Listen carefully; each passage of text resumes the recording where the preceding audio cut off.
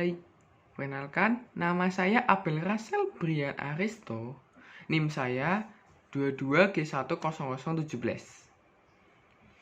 Saya berasal dari Prodi Akuntansi kelas 2. Pada kesempatan kali ini, saya akan membahas tentang kontemplasi.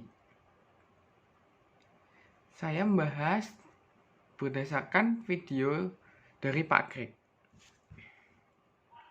Kontemplasi adalah doa tanpa kata dan tanpa pemikiran diskursif.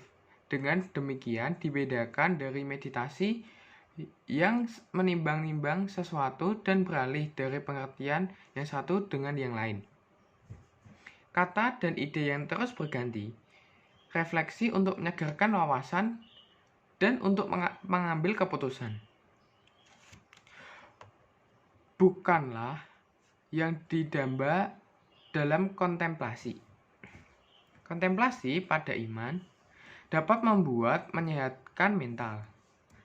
Iman menuntut niat sadar dan komitmen dalam perintah. Praktik terambil seperti kontemplasi, doa atau meditasi.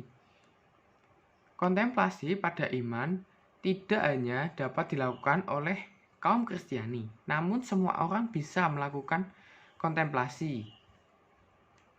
Meditasi atau kontemplasi dapat membuat iman, kesehatan, dan ketenangan pikiran meningkat. Membuktikannya di sosial, melakukan berdoa bersama, dan masih banyak lagi.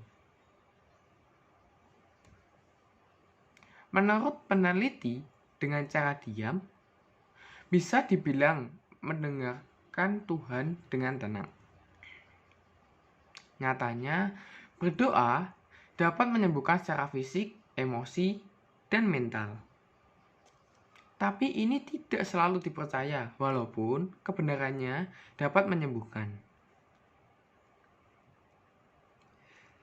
Dengan tenang, kemudian berdoa, percaya kepada Tuhan, maka sakit maupun keraguan yang sedang dialami akan sembuh. Serta lebih membuat tenang hati dan pikiran. Kontemplasi membuat kesadaran manusia akan berkembang.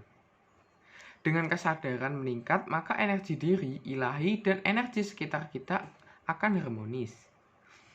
Energi yang tidak seimbang, maka membuat emosi semakin tinggi. Ini membuat tidak sehat manusia. Ketenangan dirilah yang dapat membantu. Transformasi kesehatan dipengaruhi oleh iman dan kesadaran. Menjadi lebih sadar akan iman bisa meningkatkan atau meningkatkan kualitas dan kuantitas kesehatan. Jika ini juga mendekati proses gas yang terjadi dalam doa. Kontemplasi atau meditasi, maka mungkin kontemplasi refleksif iman itu sendiri dapat memiliki efek yang sama atau diperkuat pada promosi kesehatan. Tanda iman yang rendah seperti emosi yang tidak teratur, perilaku yang tidak teratur juga. Nah, dari perilaku ini dapat mempengaruhi kesehatan. Selanjutnya, saya akan melakukan kontemplasi selama 5 menit. Sebelum melakukannya, saya mengutip dari Al-Quran, Al-Baqarah 2 ayat 24. Maka, jika kamu tidak dapat membuatnya, dan pasti kamu tidak dapat membuatnya, peliharalah dirimu dari neraka yang bahan bakarnya manusia dan batu yang disediakan bagi orang-orang kafir.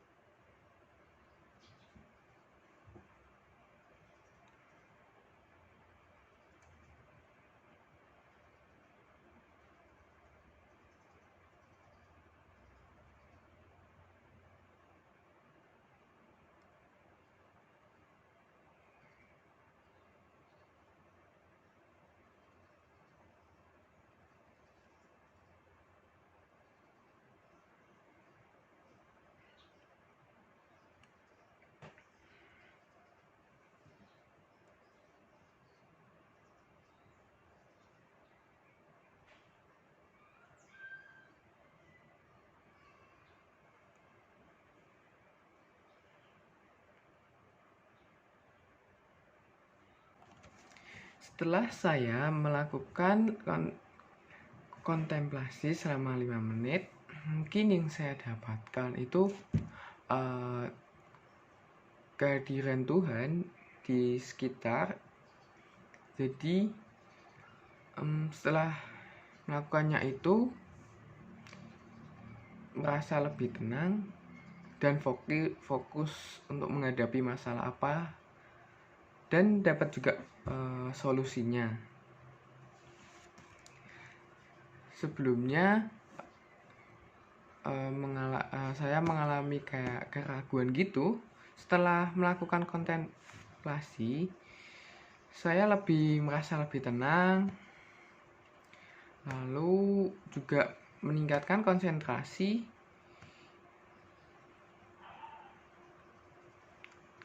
Ya, seperti itu. Dan juga saya juga mengalami cemas sebelumnya, seperti cemas untuk melewati masa hidup yang akan datang. Itu bagaimana setelah melakukan kontemplasi itu, cemas saya merasa lebih berkurang, dan saya mulai mengontrol diri dan mempercayakan dengan kemampuan saya, serta tidak lupa dengan kehadiran Tuhan di sekitar kita untuk melewati tantangan dan kecemasan. Kontemplasi ini tidak hanya dilakukan hanya sekali. Mungkin ada yang sekali dapat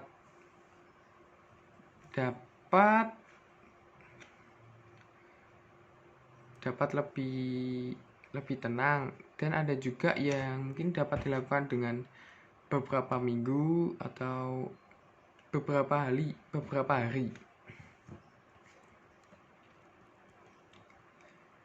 Setelah ini saya mengambil juga dari surah Ar-Ra'd ayat 28. Dalam ayat ini, Allah SWT mengingatkan hambanya untuk jangan pernah menjauh darinya. Dalam menjalani kehidupan, diingatkan pula dalam surah Ar-Ra'd ayat 28 agar kesulitan tidak membuat manusia jauh dari Allah SWT. Surah ini tuh berisi tentang orang-orang yang beriman dan hati mereka menjadi tentram dengan mengingat Allah. Ingatlah, hanya dengan mengingati Allah, hati menjadi tentram. Sekian dari saya, terima kasih.